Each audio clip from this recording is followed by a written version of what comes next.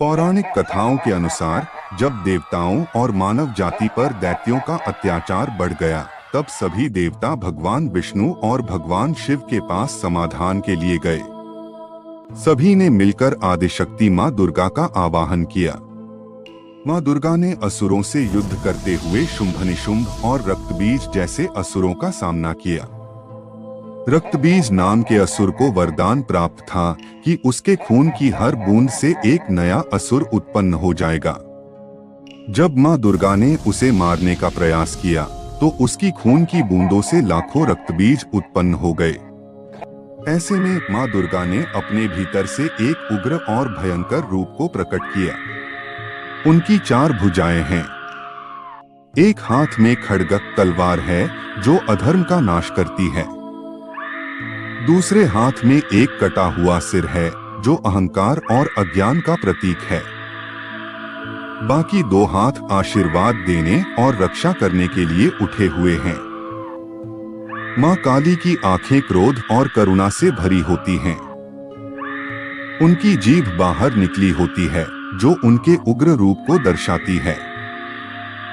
मां काली ने रक्तबीज का संहार किया। उन्होंने उसकी खून की हर बूंद को अपने मुख से पी लिया ताकि नया रक्तबीज उत्पन्न न हो सके। इसके बाद उन्होंने अन्य दैत्यों का भी नाश किया। मां काली का उग्र रूप इतना भयंकर था कि वह अपनी शक्ति के प्रभाव में पूरी सृष्टि को नष्ट करने लगी। तब भगवान शिव ने उनका ध्यान आकर्षित करने के लिए खुद को उनके मार्ग में लिटा दिया।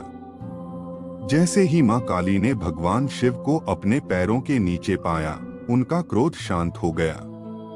अपनी जीभ बाहर निकालकर उन्होंने पश्चाताप व्यक्त किया। यह कथा हमें सिखाती है कि जब भी शक्ति अतिरेक में आ जाती है तो उसे संतुलित करने के लिए प्रेम और करुणा की आवश्यकता होती है।